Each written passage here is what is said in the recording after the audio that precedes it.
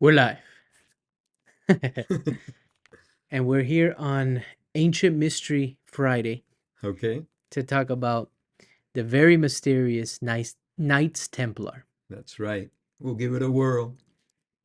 We'll give it a whirl. You got me into the Knights Templar, as you did my sister and several other individuals, because it's something you've always been interested in. Why have you been interested in, and why do you think there's so much mystery behind it? I'm always interested in things that cannot be solved, in mysteries altogether. Yeah. That's why I'm into the pyramids and all kinds of other stuff. And the Knights Templar, well, you know, one time I was in Spain and I saw a church and I was 9 years old and there was an insignia and some guy was talking about it and I didn't know anything about it.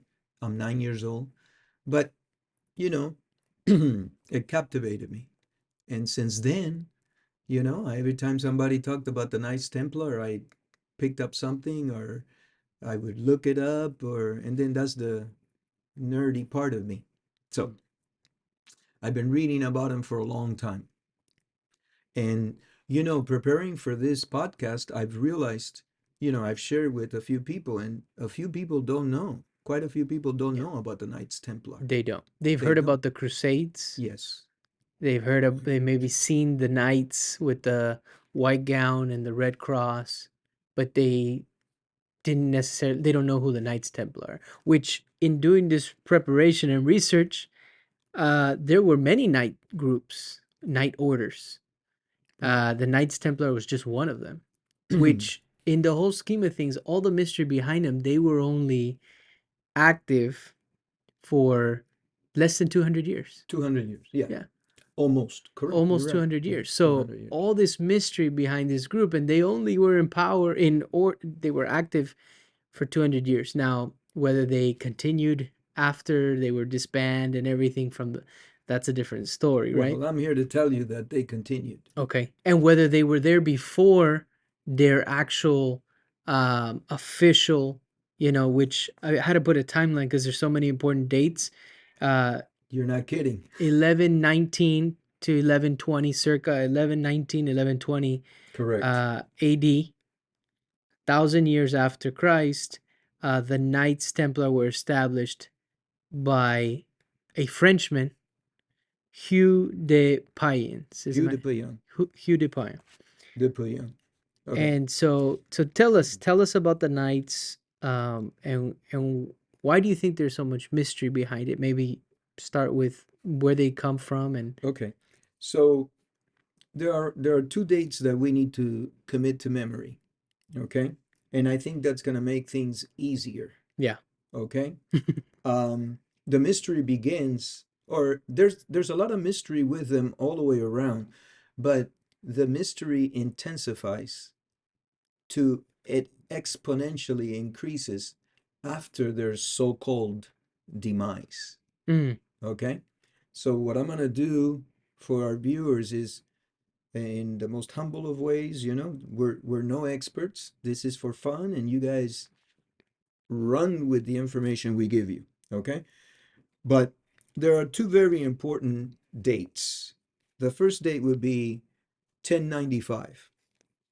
And in 1095, Pope Urban II, okay, probably made the most important speech of the Middle Ages in the entire continent of Europe. And that particular speech by Pope Urban II in 1095 was a call to action, okay, of the Christians that were fighters, a call to action on behalf of the Catholic Church to fight the Muslim armies that had taken over the Holy Land, okay? Jerusalem. Jerusalem and associated additional sites. If we get into that, we'll never finish, okay? But let's talk about the Holy Land, Jerusalem. Yeah. And so that created the beginning of the Crusades, The First Crusade. the Holy Wars, okay? Yeah. And 3 years thereafter or so, because they're talking 1095. In 1099, Mm. that's the other date that we should remember. In 1099, Jerusalem fell from the control of the Muslims to the control of the Christians. Okay? And then what happens there? There was a lot of pilgrimage, a lot of people that wanted to go from Europe to Jerusalem, the Holy Land, okay, as a pilgrimage, to seek out themselves, to learn more about themselves, religion. It was a called, Yeah. devotion, okay?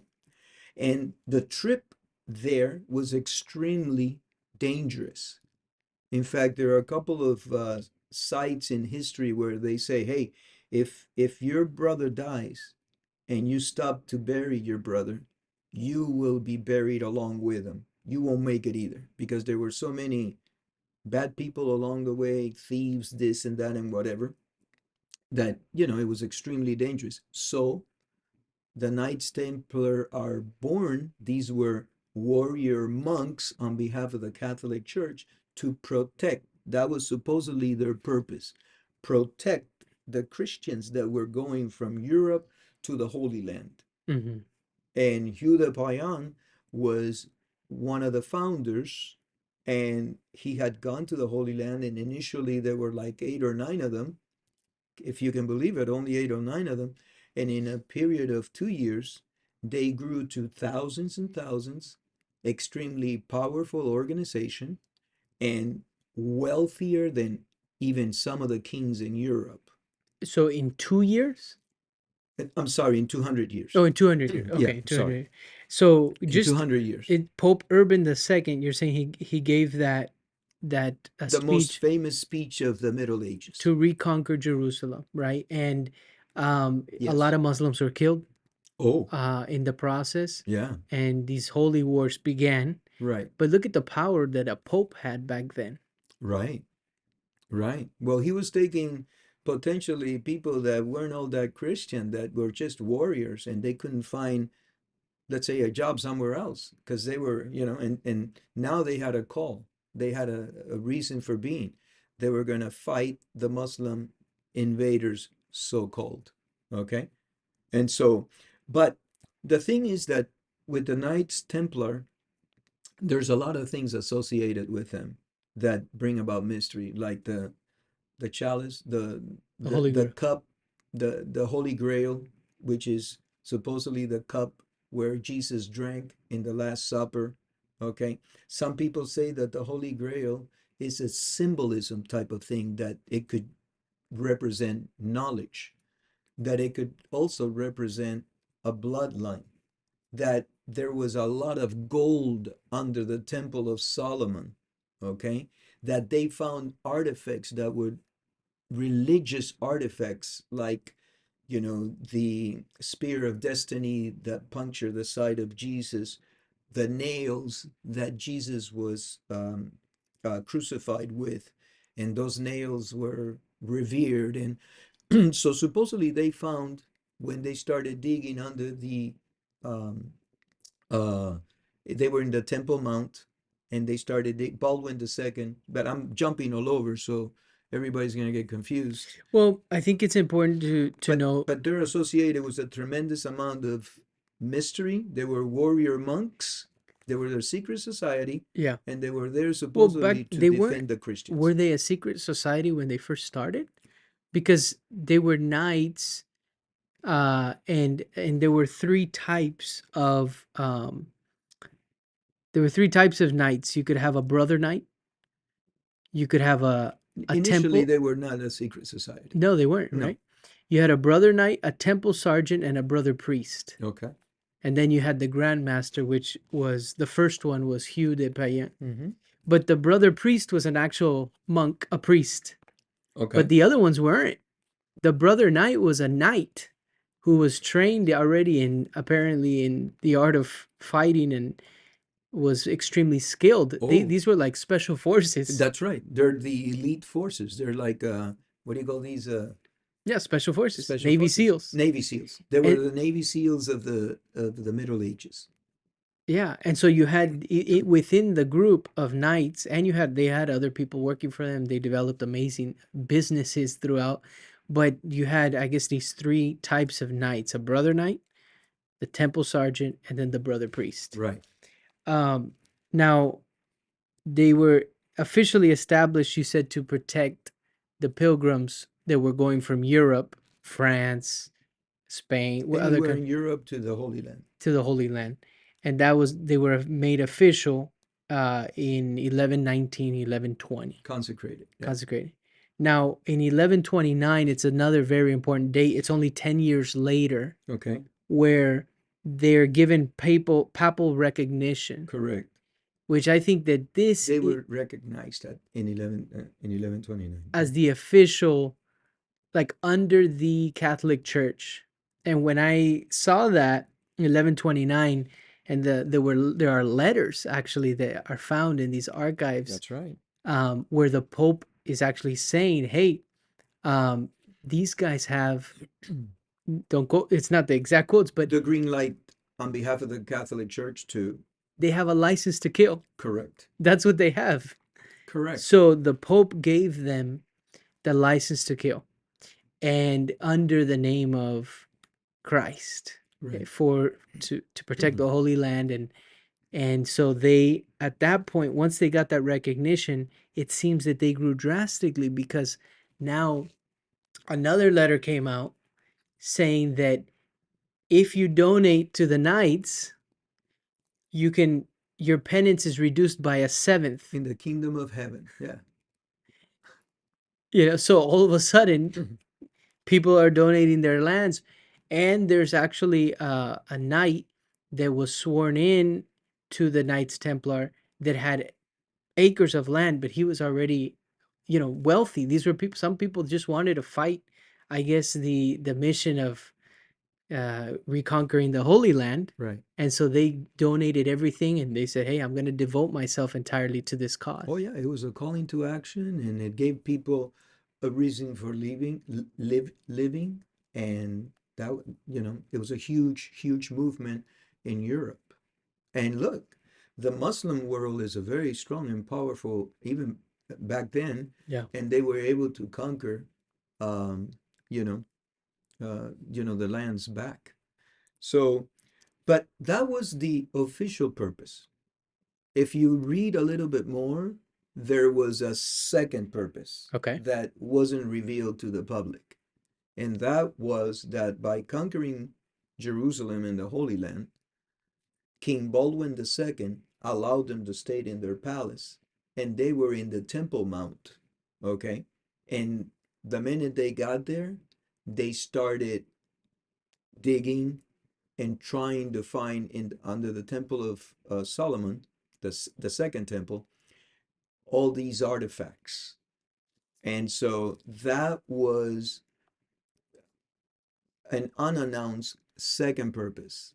And since they got there, they started, you know, digging away, and supposedly they found the Holy Grail, they found the Ark of the Covenant, they found all kinds of religious items, they found gold, all kinds of things associated with Christ and all of this. So interesting. Because I was looking up, like, where is the Temple of Solomon?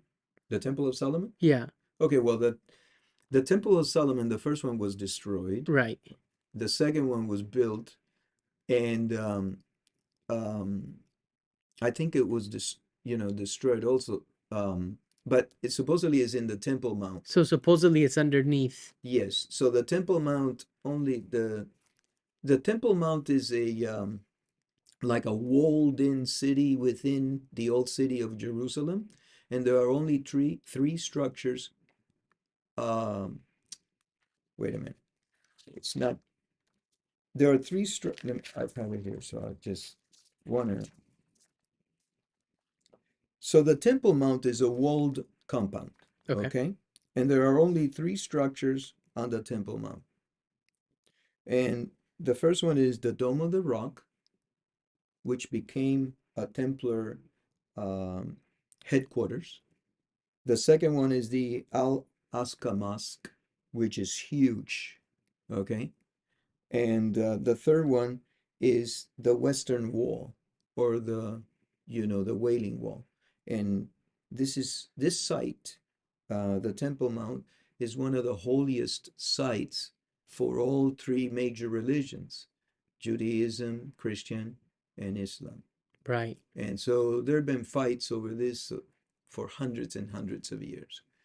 But the Knights Templar were digging under the Temple of Solomon, and they were staying with King Baldwin II, which was it says in the books that the Temple of Solomon was just south of it, or whatever remnant of it there was, Okay. and that's where they found all this gold. It's And said to. There's no proof that they correct, actually found all these treasures. correct, correct. Because I mean, we were looking. Like, I mean, I was looking like where, but they amassed a tremendous amount of wealth Over the years, over the years. Could it have been through some of the treasures that they found? Could it? the But it donations, seems like the donations was a big piece of it, right, and the Pope said that in the king they didn't have to pay taxes, nor did they have to do a tithe. So they were basically given carte blanche.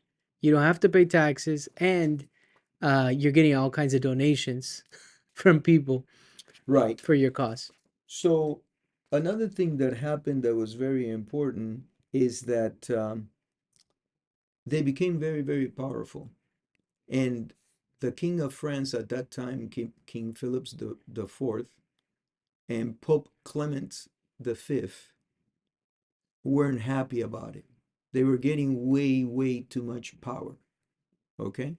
And another date that we should think about is October the 13th, 1307. That was a Friday.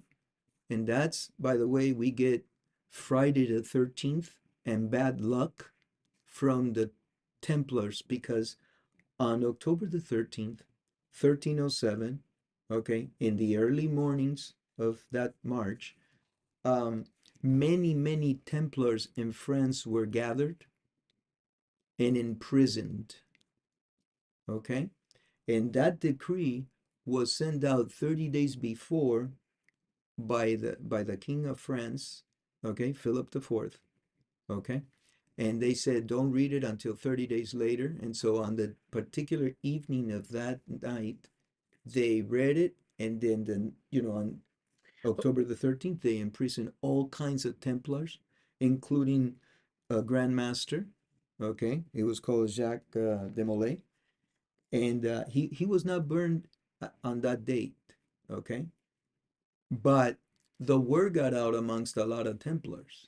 So history says that they demolished, the entire Knights Templar. But there's a few theories out there that they did not. Hmm. Okay? And I'll tell you this, and then you can make your comments. But it is extremely important to know that they by that time they were extremely wealthy. You're talking about Yeah. Knights Templar created an international banking system like nothing else had ever existed before. Okay? And so they were extremely, extremely wealthy, and they had a fleet of ships in a port called the Port of La Rochelle. The day after King Philip ordered all of their imprisonments, okay, he went to the port of La Rochelle to take the fleet and all the treasures that were in there. And guess what? The fleet was gone. Hmm. The fleet was not there anymore. So he was not successful, okay, in destroying the Knights Templar. They Right. took off, and they took off with uh, everything they had. Now, The when mysteries now begin. where Where did did they they go? go? And that's Now, the part I love. now This is just history at the moment. you fast forwarded quite a bit Yeah, because yeah. you went to Friday the 13th of October, 1307. Yes. King Philip the Fourth uh, attacks the Knights Templar. All of the Templars are arrested In France. in France. Mm-hmm. And then 3 years later, May of 1310, 54 Templars are burnt at the stake in Paris. Correct. So, do you know? Did you find in your research? Because we research independently, That's right, which is a beauty. how many Templars there were? Yes, there were thousands upon thousands, There's and they were no scattered all over the all over the place. world. I mean, they had Yeah, castles in London, they had in Spain, in they Spain, had in Portugal, in England, in or England, London, yeah, yeah, Portugal. in Portugal, I mean, if you talk, They were I all mean, over the place. all over the place. They were in Syria. Okay, there was a huge Templar complex called Tortosa, which is one of the last ones that fell. They were there. There was another one in Acre, and that's what creates the confusion because the temples were not okay. Anyway, They were already in existence. yeah, he didn't dismantle the entire monastic. So, yeah, I have here that in 1291, another very important date, and I had to put a timeline because Sure, it's so much information. But in 1290, so they get papal recognition, papal. papal recognition in 1129. Right. Okay. Hmm. In 1291, that would be what, 170 or so years later, right? Okay. Am I doing that my math right? 170 years later, the fall of Acre, and the knights had to retreat back to Cyprus. So these are the Crusades and these holy wars. A lot of Crusaders were killed, and Christians, and a lot of Muslims were killed. Oh, And there was a massacre where a ton of Crusaders were killed. And in this one, the fall of Acre, because they had taken over that, it's uh, called Acre. Acre, Hmm. I'm mispronouncing it. The Hmm. fall of Acre, uh, they had to retreat. Yes. And then that's in 1291. The following year, Jacques de Molay becomes the Grand Master, the 23rd Grand Master of the Knights Templar. Right. And they had different names, right? They had, there was the Knights Templar, it was the poor, Well, no, they were originally called um, the Poor Fellow Soldiers of Christ and the Temple of Solomon. okay, That's their name. They're the Poor Fellow Soldiers of Christ and the Temple of Solomon. And then it was shortened to Knights Templar. Knights Templar. Yeah. Yeah, yeah. And so, but anyways, what I'm getting to is in between that Friday the 13th, 1307, and getting the papal recognition of 1129, we're talking about um 100 and from 1129, what would that be, like 180 years or so, something Something like like that. that. But within that, that's where they became extremely powerful, and that's where I think a lot of there's some controversy, because this king that ordered for them to be destroyed and King Philip the Fourth. King Louisville He used to be called was the in fair. he Uh-huh. was in extreme debt. Well, he had borrowed money from the He Templars, had borrowed money from the Templars, and that's what and is he in needed more money to fund another war, and he didn't want to borrow it, more money from them, so he decided to get rid of it. which the king of France, the king of England, they were giving loans to the kings Yes, for the the Templars were lending money to the kings. correct, That's how powerful they were. and their headquarters became in London, Templar Church. the Temple Church. And Yes. that's where all the money would go. But they had also many businesses. They were in agriculture. They were selling wool. They were, They were an international conglomerate. yeah, They're yeah. like BlackRock today. They were the businessmen of that the medieval times. Oh, And they're credited, and you've said this before, for creating an a international banking empire, an international banking empire, but like the idea of a note, a promissory a note, credit card. a dollar bill, a Right. dollar bill, because if you can explain it, right? You had somebody that wanted to travel, but they couldn't take their Their money gold. with them Right. to Jerusalem. So how would they do it? They had, well, I believe it was called commissionaries, and they were different, um, uh, Almost like like forts or of forts. sort. Yeah, Yeah. they had And apparently over 900 of those yes, and scattered. scattered throughout. So what they would do is, if you were a pilgrim and you wanted to go to the Holy Land, you would take your gold and give it to them, and you would get a little note.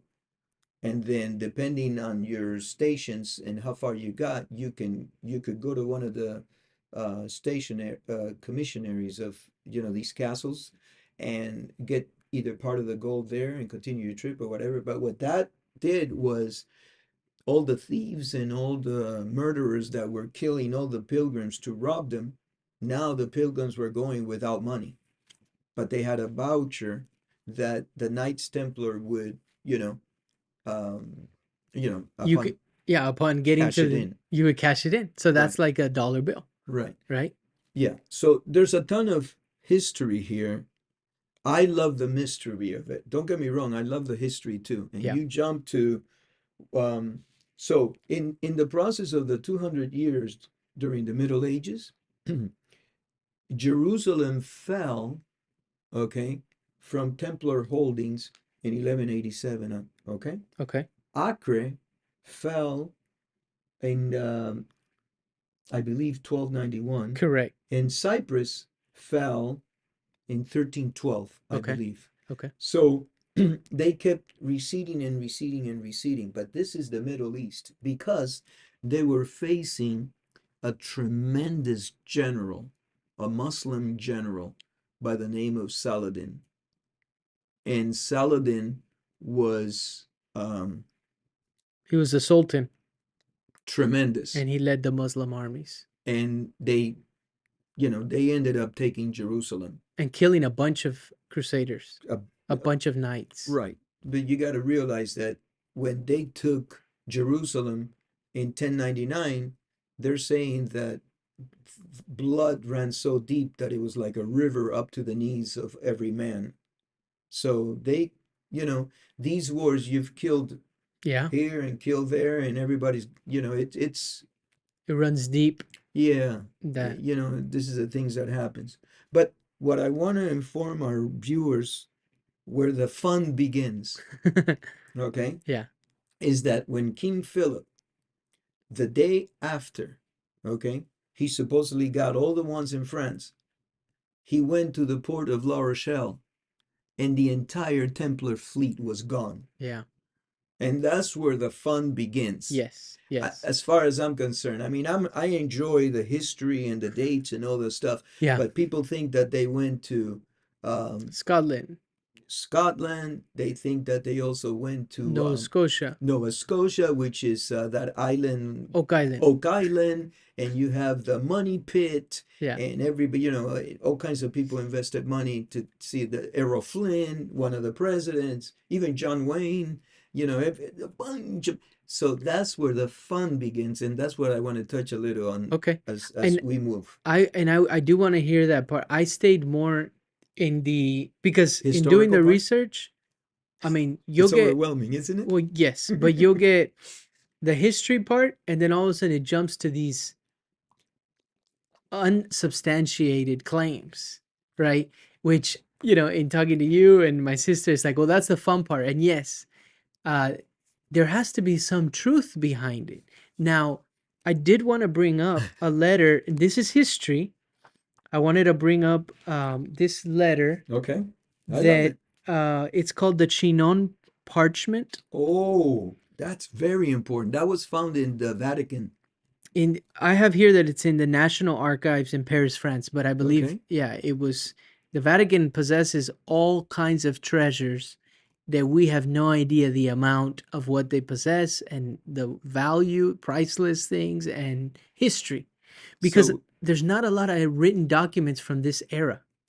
the Vatican has, I believe, 75, the equivalent of 75 miles of shelving, of book shelving with historical books that even the Vatican does not know what's in there. A lot of the stuff is found by accident, like this one. This was recently found. Right, What like year? this one. In 2000 something, right? Yeah, 2000. It was in the early I 2000s. don't have that one because there's so much stuff, but that's But a very important document. Tell us about it. well, it's it's the record of the interrogation of the Templars when they were interrogated. And I think it's really important. The history part I think is really important because there lie lies the answer to why I think there's so much mystery behind it, because there was a lot of shady things that went on. Unfortunately, yeah. Now, first off, you have within 200 years, these guys amassed a wealth. They were more powerful than the kings and then the pope, and they actually believed, from what I understand, that they didn't need the church to communicate with God. They believed they can have a direct communication with God. So So they they became more a powerful. threat They became a threat. to the Catholic Church. Correct. Okay. So then you got a king who's up to his neck in debt and needs to and knows that these guys are extremely wealthy, and if he dismantles them, who's going to take their wealth? Now, they were French initially, which I find interesting, that why all of this came from France. But anyways, that's another one. I did want to bring up Well, this. because during this time, the Pope Clement IV and King Philip apparently were friends from childhood, I think, or something. Okay. And so he made everything possible to have the Pope Clements get the job of Papacy. being a pope. And actually, I think that's the only time that the papacy was moved from Italy over to France. Oh, okay. Okay. Okay. And then he needed the Pope's okay to knock out the Templars, and the Pope owed him the job. So, and I Oh, guess interesting. so Okay. he owed him. And so, but you don't find this easily, okay? No. This is gotta, you gotta read. Well, the reason I think there's so much mystery also is because they find this record of interrogation called the Chinon parchment. And this parchment, basically, the Templars confessed, because the reason they were able to disband them, and that's why I wanted to get to this, The heresy, is because they said that they were worshiping, false idols, that they, yeah, I forgot what they how they worded it, but basically they were worshiping false idols. They were, committing other acts that were against the church, and then, heresy. They were, yeah, said that they were doing, yeah. all kinds of stuff. They were worshiping a head. They were worshiping, some creatures, and then they also were, um, they denounced Christ. So that this is what they came out, and when they interrogated them under torture, the knights, many of them did say, "We did denounce Christ. We did do this. We did do that." Right, and people can research what was had said that they had done. But the reason this is so important is because, on you have Friday the 13th, 1307. All the Templars are arrested in France. In May of 1310, 3 years later, 54 Templars are burnt at the stake in Paris. Mm-hmm. In 2 years later, 1312, Pope Clement V, right, officially disbanded the Knights Templar. Okay. Um, and the Templars, I put here, burnt at the stake because the Templars retracted their tortured statements, and the king ordered this. So what I'm getting to is the 54 Templars that were burnt at the stake on May of 1310. The reason they were burnt at the stake was because they retracted their They're statements. right.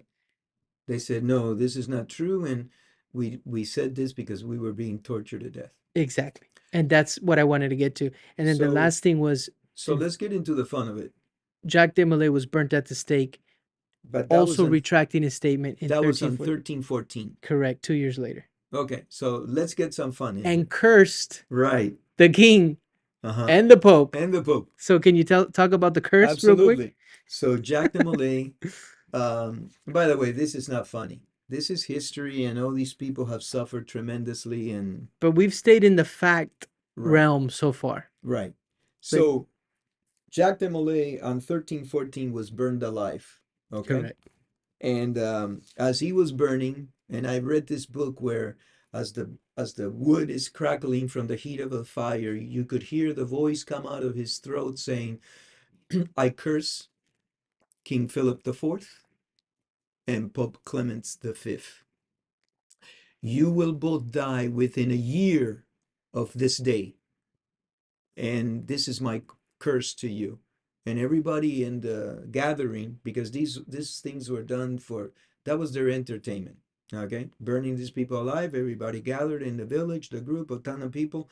Everybody heard it, and sure enough, okay, supposedly the Pope died, and as his body lay in rest in this church, supposedly, okay, they say that lightning struck and it hit the Pope, and his body burned beyond recognition and burned the church down. Oh wow. Okay, But you guys research it. but he died 1 month later. 1 month later.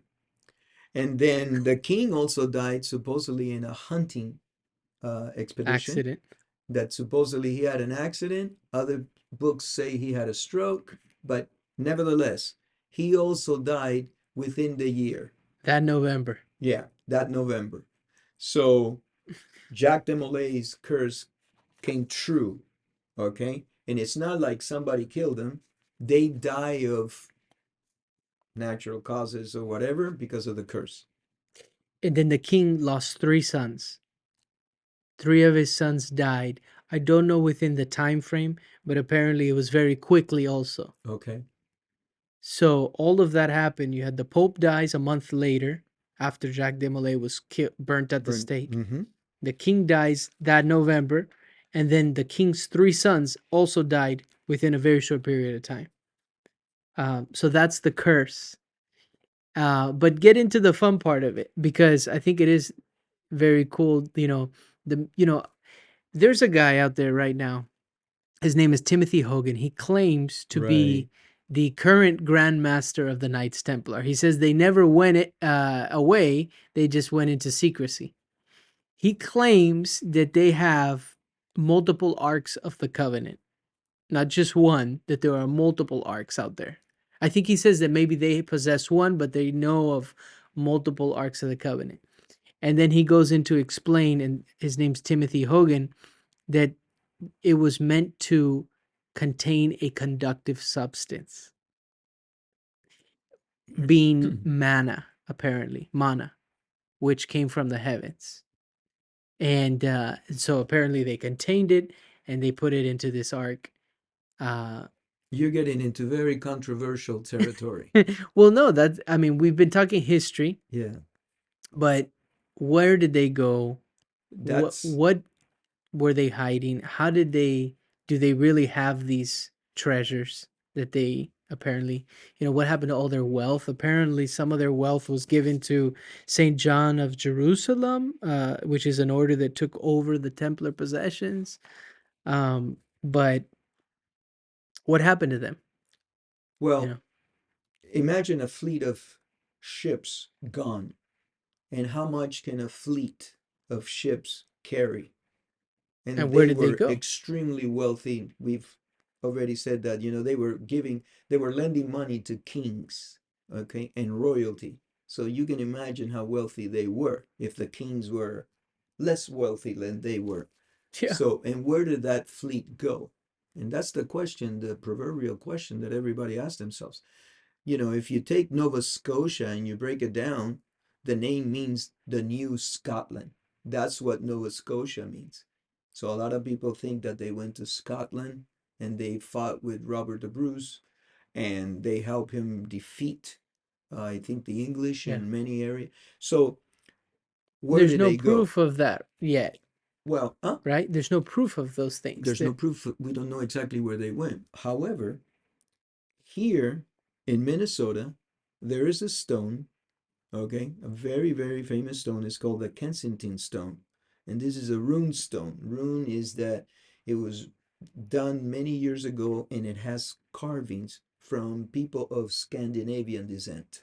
Okay, and this particular stone has been deciphered. It's called the Kensington stone. Kensinto, Kensington stone. And it's in Minnesota. Extremely famous. And it talks about a trip of about 30 or 40 people or so that came from England in 1362. And they were on a trip for land acquisition on behalf of the Templars. Hmm. Okay? Now, this particular stone okay, has been looked at by scientists and so forth and has been authenticated Okay. that it's actually the writing on it is the style and it's the I forget the word when something is exposed to the atmosphere and it's got the you know the Yeah, it's the been worn down. It's worn been down and the remnants of it. It's yeah. got this greenish type of layer on it. But there's also something very interested in there, which is an X with a little squibbly thing. Some people call it an X squibbly. Some people call it the X with a hook. It's on the upper right hand corner. Okay. And that it's also in the chapel that William Sinclair built in Scotland. Hmm. It's very famous. It's in the Da Vinci Code. What's the name of that chapel? It's not the one in England. No, it's in Scotland. William Sinclair built it. Let me look it up. I should know that. I went blank for a second. I know this like anyway. Rosslyn Chapel. Oh, okay. Yeah. So Rosslyn Chapel. Yeah. Rosslyn Chapel. So they can trace it back to that. And Rosslyn Chapel was built in 1446. Hmm. Okay. Now they're talking about the Holy Grail. What exactly is it? And some people believe is Jesus's bloodline. Okay. And so if you take the X and you cut it in half, you have a V on top and like a little mountain on the bottom. So the V is for the female part of it, okay? The womb where the child is born. And then the peak, okay, that's the male part of it. And this isn't gets into an area of what's called symbolism. Good and bad, heaven, earth kind of thing. And then they're saying that the little squiggly thing is the bloodline of Jesus, potentially a child. Right. And it's extremely controversial. Right. Okay. But these X's with the squiggly thing are in these runes. Okay. And that stone has been authenticated of being to the era and the writing and everything. And, it is from the 1100s or so. And Very interesting. that's one. There's another thing. I did want to say if the knights had in possession um, treasures or things that proved a different story than what the church wanted, They that's were a another threat. reason why the church would want them They disbanded. were a threat. Because if they're saying things like, hey, Jesus had a bloodline, that goes against what the Catholic Church says.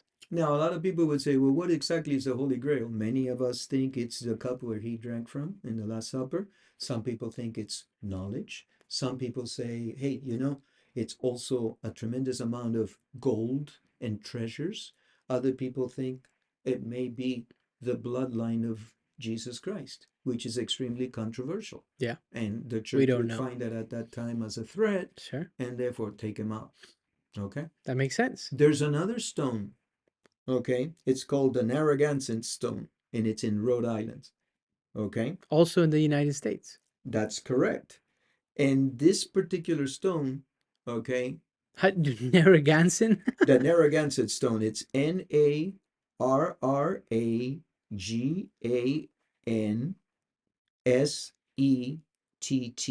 Wow. The Narragansett stone. Okay, now this particular stone is extremely interesting because it's in the bay. Okay, Mm-hmm. and this stone, so that you get a feel for it, weighs about 2 tons. It's the size of a pool table, essentially. It's about 6 or 7 feet long, 4 feet wide. Okay. And it also has these rune writings of Scandinavian origin. Okay. And it also has that X with the little squiggly sign on it. Hmm. Okay. And many people think that it's pointing to the fact that the Templars came to North America and they brought all those treasures, and all those treasures are hidden in the United States. And they brought the Ark of the Covenant, they brought the Holy Grail, the nails of Christ, all these religious relics, the lance of, everything, that they brought everything. And all that's here. And this particular stone, which is interesting, it weighs 2 tons. Someone stole it from the bay. And this is why this is the part I love. I mean, I like it all. Don't get me wrong, because I'm a big nerd on this, and I wanted.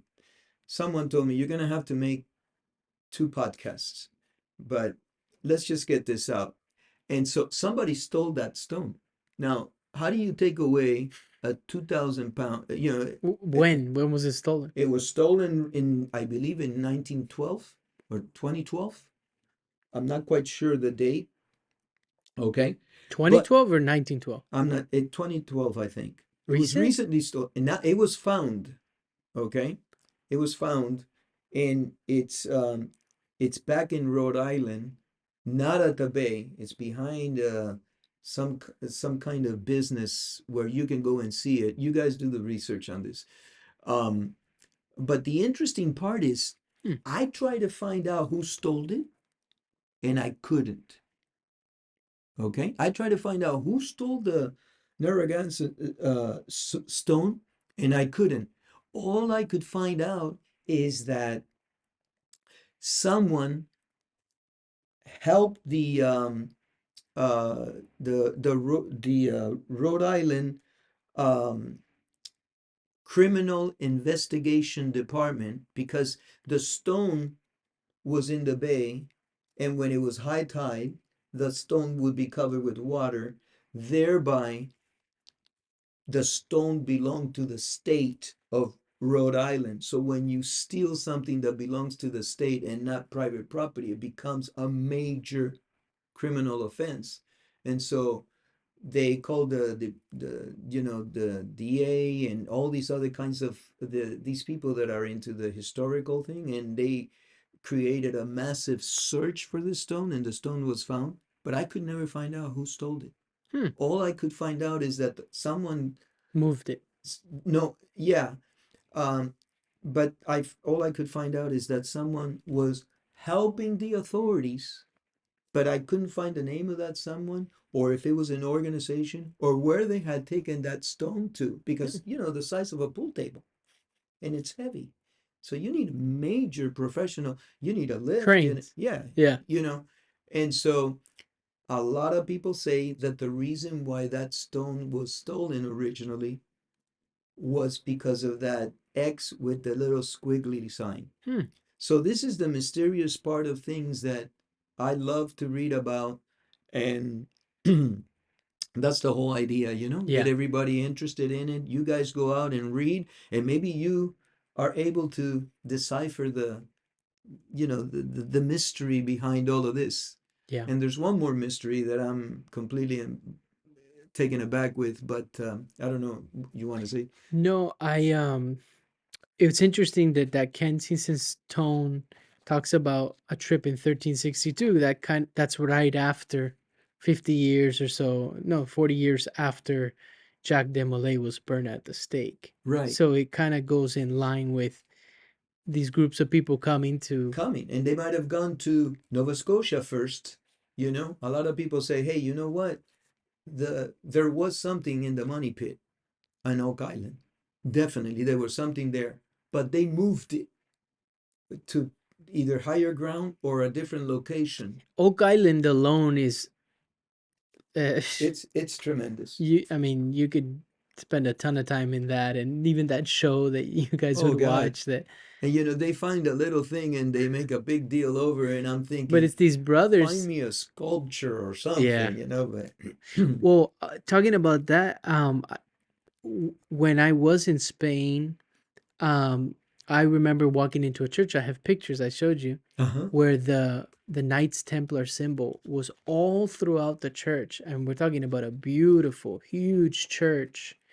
Uh, and it's just interesting how they had their stamp there. It's like, I mean, look, we don't have time to get into everything, Yeah. but Yeah. listen to this. Christopher Columbus, okay? On the sails of Christopher Columbus for the tree, that La Niña, La Pinta, and La Santa Maria, on the veils of it was the Knights Templar insignia. And a lot of people see that and they don't put it together. Christopher Columbus married into the Sinclair family. Okay? Mm. In the siglas of Christopher Columbus, also you can find the hooked X or the swiggly X. So if you go back and look at the pictures of La Niña, Yeah, La Pinta, yeah. and La Santa Maria, that is the Knights Templar emblem. It's crazy. And one of the theories is that because they have been to North America prior to Christopher Columbus, and they had done trading with the Indians and they had taken some of their gold, but they had treated the Indian very well. And Christopher Columbus put that on his sails because the Indians would recognize that and be friendly and not attack them. Interesting. Unfortunately, the Spaniards weren't that friendly that time. Oh no. The Knights Templar treated the Indians with respect. And so, anyway, I can get you into the native people of America. But let me get you into this last thing and we'll call it quits and then we'll see what the viewers say and if they think we did a good job or not. There's the Knights of Columbus. Is that related at all? I don't know. I don't know. I don't know. I won't But I speak did want to about what ask you about, before you get into the last one, the Freemasons.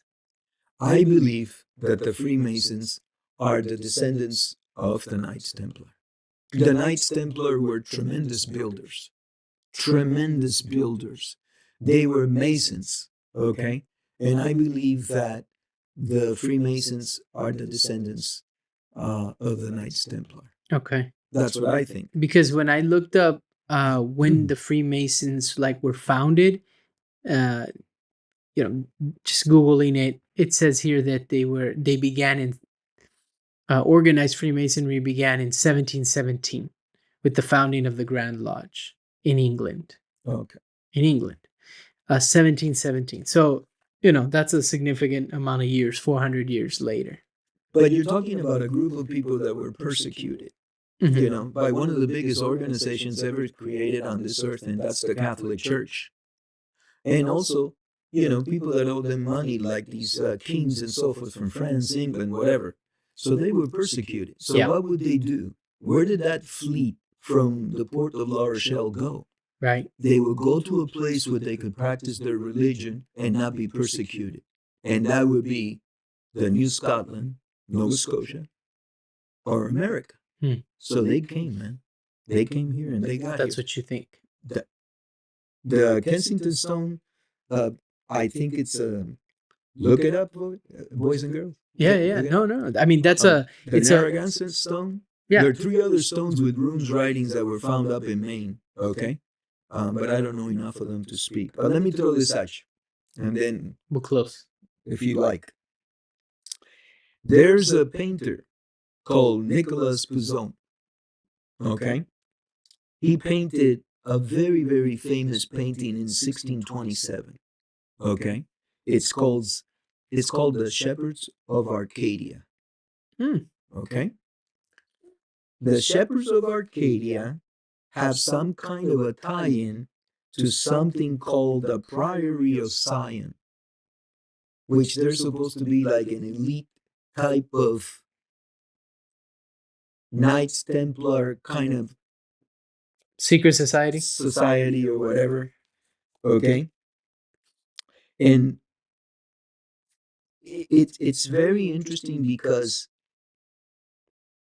it's like Leonardo da Vinci, like when he painted The Last Supper, there's all kinds of mysterious things that if you start looking into things, you can come up with a world of things and you don't know if it's true, if it's not, but look, this is here and look at that sign and whatever. The movie is great for that. It's great. What was it called? With Tom Hanks? The Da Vinci Code. The Da Vinci Code. So Nicolas Poussin made this painting, and rumor has it through history, okay, that it tells where the Holy Grail is. Okay? So that was in 1627. Let's fast forward a little bit, and there's a place in England called Sharborough Hall, okay, where in the 1700s, okay, a man by Thomas Anson commissioned Peter Shoemaker to create a sculpture. And it's huge, it's big, it's bigger than a normal sized man. And it's kind of a replica of the shepherds of Arcadia, except backwards. Now, the painting was done in 1627, the sculpture was done in the 1700s, and it's the reverse of Nicolas Poussin painting. Beneath it, there are some letters. The letters are O dot U dot O dot S dot V as in Victor dot A dot V V. And then there's another one, D M, below it. In the sculpture, look it up, gentlemen and ladies. This mystery has never been solved. And you're talking about a bunch of people looking at it for almost their entire lifetime. Charles Dickens, even Charles Darwin. People have tried to decode that, and it's impossible. And what some theories say is that because the shepherds are pointing with their fingers and it's backwards, they're saying that, look, the original painting said that the Holy Grail was in Europe. But now the sculpture was done later, and it's backwards and aiming towards America because the Holy Grail was brought to the United States. And but how did they connect it to the Knights Templar, the Holy Grail? There's a lot of stuff that connects it to through history and sculpture. And Poussin was also a Knights Templar. I think he was a Grand Master. And so the artist? Yes, the artist that did the original painting. And so in the old days, if you did something that went against what the Catholic Church did, you would be in deep, deep trouble. You had to do it in hiding, in codes. You had to do it in hiding, and so there you got these paintings that have all these messages, secret messages. Yeah. So I think we just threw a lot of stuff out. Yeah. No, there's a lot more. Oh, there's a ton more. I mean, look at all those pages and notes you have. There's a lot more because if you take these letters and you equate them to a Latin alphabet and you give it a numerical number, it gives you the number of miles that Sharborough Hall is away from Oak Island, which is 2,810 miles. But if you start getting into that kind of stuff, then you're going to need medical treatment like I do. Yeah. Well, you can find so many connections, and doesn't mean that they're true, but it could be a connection. And that's the thing. That's the fun part of this. It's incredible, the kinds of things, like the Christopher Columbus, the sails. Those are the Knight Templar insignia. How many people know that? I never made that connection. I just always saw it as... And let me tell you this. In Sumerian structures, you can find the Knight Templar insignia. In Sumerian structure? Yes. But how long ago was that? Because Sumer wasn't that one of the first civilizations? You can find it, son. I've seen it. And so maybe it meant something else at the time. Well, no, remember, they were digging under the Temple of Solomon, and they found all kinds of stuff. So they put their... about historical stuff that could go back hundreds and hundreds and hundreds of years. So don't think that I could get you lost. Yeah, no, it's the Knights Templar, the Christopher Columbus sail. Is the Knights Templar. And did you know that he was he was married, well, I think either he got married into, or his daughter married into the Sinclair family. The Sinclair family, William Sinclair, I think, was a Grand Master. Oh, was he? Yeah. And his grandson, Henry, he dropped out of sight. Nobody knows where he died. And there was a Templar castle, I think, that was built in Oak Island, or in one of the islands, Dobson Island or something like that. And now it's become private land. And I think that the owner is very nice, and he has allowed people to come in and look at what it was there before. I mean, this is how I have fun, and hopefully You know, Yeah, I mean, crazy. it's super interesting. A lot of mystery. A lot of mystery. Will we ever know? I mean, did you look into at all this Timothy Hogan guy? No, Yeah. no, Yeah, not at because all. I mean, that was interesting because he's claiming to be, a you know, the descent. Knights Templar have a website and everything. You can go on there and you can see they have resources. They had the Chinon parchment and everything there. So what he's saying is that they never went away. They just went in In hiding, hiding. and they've continued their traditions.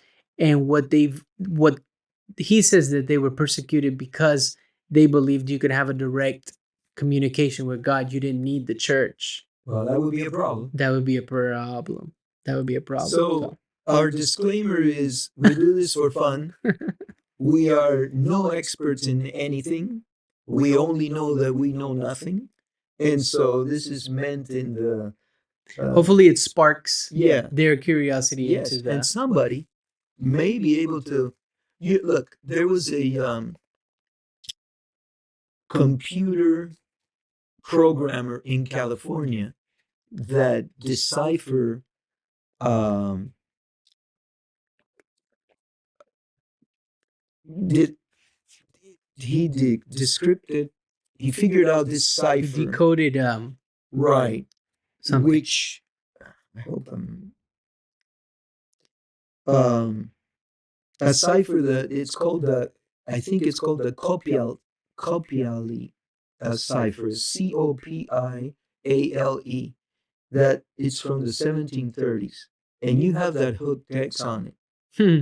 and he's a computer scientist in California, and he deciphered it, and it's talking about a lot of mysterious stuff. It's talking, I believe, about an elite group of within the Knights Templars called the Oculists. Okay, and they knew all the passwords to all the lodges and everything, and you could, yeah. So these were the Oculists were a group within the Knights Templar that thought that they were on a higher level than all the others. Hmm. And this is in a cipher that was written in 1730. So, you can knock yourself out. I mean, there's no end to this. Yeah. And that's the beauty of it. It's mysterious. If you like a mystery, you read about it. And, Yeah. well, and then if you're a little bit different, you go out and you look for it. Yeah. That's where the Grand Hancocks come into play. And Yeah. Those brothers in Oak Island. Yeah. And those are the people that are really taking the brunt of it and trying to figure out, hey, if I find something, will it change history? Cool. Well, we'll wrap it up there. Thank you for all the information. I know you will look some of this stuff. Yeah. All right.